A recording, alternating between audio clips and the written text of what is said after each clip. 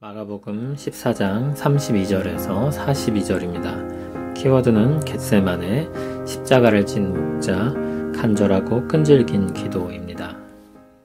그들이 겟세마네라는 곳에 이르매 예수께서 제자들에게 이르시되 내가 기도할 동안에 너희는 여기 앉아있으라 하시고 베드로와 야고보와 요한을 데리고 가실새 심히 놀라시며 슬퍼하사 말씀하시되 내 마음이 심히 고민하여 죽게 되었으니 너희는 여기 머물러 깨어있으라 하시고 조금 나아가사 땅에 엎드려 될 수 있는 대로 이때가 자기에게서 지나가기를 구하여 이르시되 아버지여 아버지께는 모든 것이 가능하오니 이 잔을 내게서 옮기시옵소서. 그러나 나의 원대로 마시옵고 아버지의 원대로 하옵소서 하시고 돌아오사 제자들이 자는 것을 보시고 베드로에게 말씀하시되 시몬아 자느냐 내가 1시간도 깨어있을 수 없더냐. 시험에 들지 않게 깨어있어 기도하라.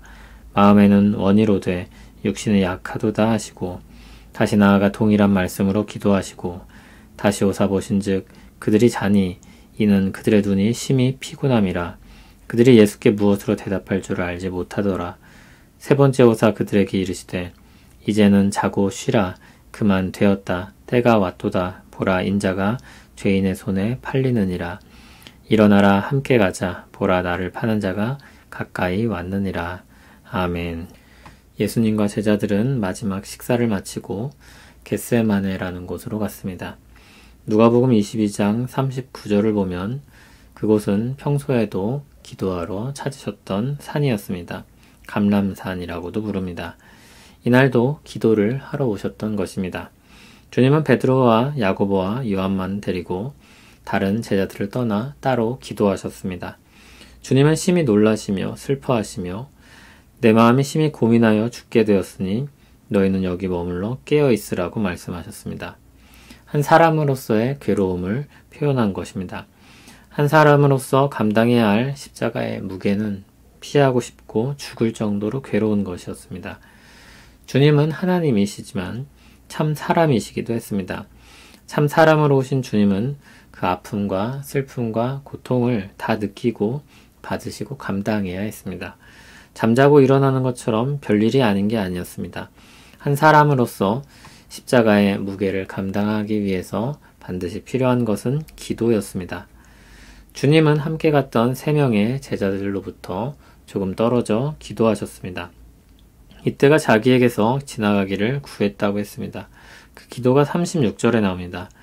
이르시되 아버지여 아버지께는 모든 것이 가능하오니 이 잔을 내게서 옮기시옵소서. 그러나 나의 원대로 마시옵고 아버지의 원대로 하옵소서 하시고 한 사람으로서는 고통과 죽음의 잔을 피하길 원합니다. 주님의 마음은 불순종하고 싶거나 포기하고 싶은 마음과는 다릅니다. 주님의 마음과 하나님의 마음이 분리되거나 상충될 수 없습니다.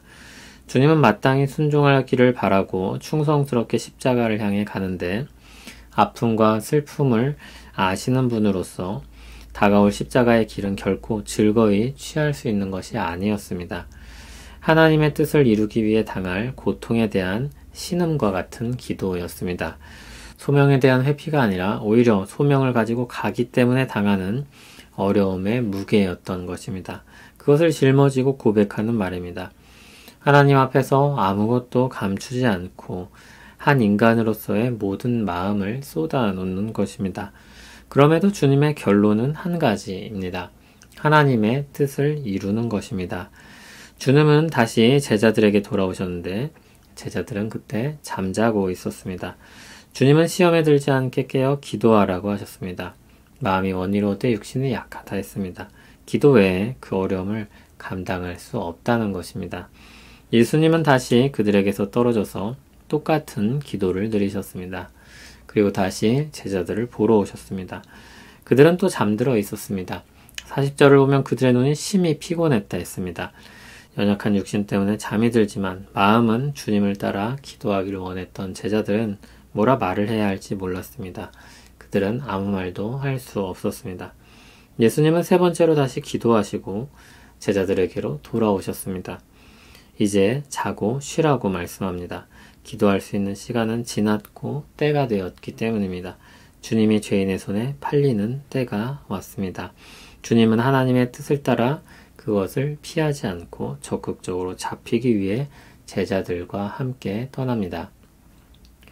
주님은 하나님의 뜻을 따라 기도하시고 하나님의 뜻을 따라 신실하게 십자가를 향해 가십니다. 주님의 충성은 죄인의 손에 팔려 잡혀가는 것입니다. 그리고 죄인처럼 여겨져 죽임을 당하는 것입니다. 그것을 통해 우리를 모든 죄에서 건지시는 것입니다. 그것은 진짜 사람으로 오셔서 사셨던 예수님께 큰 아픔이며 슬픔이고 고통이었습니다. 주님은 우리와 다른 초월한 인간으로 그 모든 것을 감당하시는 것이 아니었습니다. 다른 사람들과 다를 바 없는 한 사람으로서 당하는 고난이었습니다. 그러므로 그것은 아무것도 아닐 수가 없었습니다. 눈 질끈 감고 감당할 수 있는 일의 정도가 아니었습니다. 죽을 만큼 괴로운 고통이며 기도만으로 감당할 수 있는 일이었습니다. 다른 길이 있다면 다른 길을 원하고 구할 만큼 어려운 것이었습니다.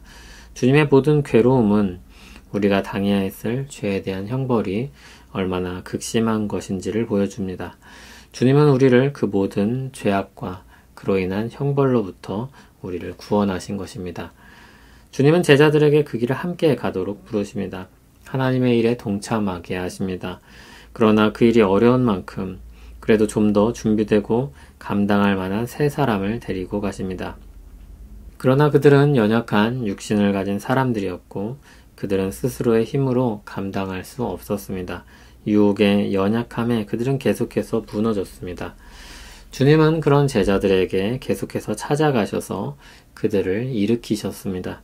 주님은 제자들이 기도하나 안 하나 감시하러 가신 것이 아니라 제자들이 기도하여 주님과 동행하도록 일으키러 가신 것입니다. 이후 제자들은 주님이 보내신 성령님을 통해 하나님의 역사에 동참하게 됩니다. 교회가 시작될 때 기도로 출발하게 된 것은 우연이 아닙니다. 기도할 때 그들은 능력이 있었고 시험을 이겨냈고 충성스럽게 자기 십자가를 질 수 있었습니다. 그것을 이루도록 이끄신 주님은 십자가를 진 목자하셨습니다. 주님은 우리를 모든 죄에서 건지시는 구원자이시며 우리를 하나님의 역사로 이끄시는 목자입니다. 주님을 바라볼 때마다 우리는 희망을 얻습니다. 간절하고 끈질긴 기도의 자리로 부름을 받습니다. 생기를 얻어 하나님을 향해 살게 됩니다. 눈이 밝아지고 가야 할 길을 찾습니다. 마음이 단단해지고 주어진 길을 감당하게 됩니다. 자기 십자가를 지게 됩니다. 능력의 비결은 기도에 있습니다. 하나님을 의지하는 마음에 있습니다. 하나님을 힘입는 것에 있습니다. 그럴 때 우리는 부에 처하거나 가난에 처하거나 모든 것을 감당하며 하나님의 뜻을 따라갈 수 있습니다. 주님의 뒤를 따를 수 있습니다. 기도하며 한 주를 잘 감당하고 기도하며 십자가를 지신 주님을 더 깊이 묵상하길 소원합니다. 우리를 위해 십자가를 지시고 죽으신 그리스도의 은혜를 찬송합니다. 기도의 필요를 알게 하시고 또 모범이 되시고 그리고 따르게 하시니 감사합니다. 주님을 뒤따르기를 원합니다. 주님을 따라 하나님 역사에 동참하길 원합니다. 영광스러운 하나님 역사의 동참자가 되게 하시며 하나님의 능력으로 감당하게 하옵소서. 예수님 이름으로 기도합니다. 아멘.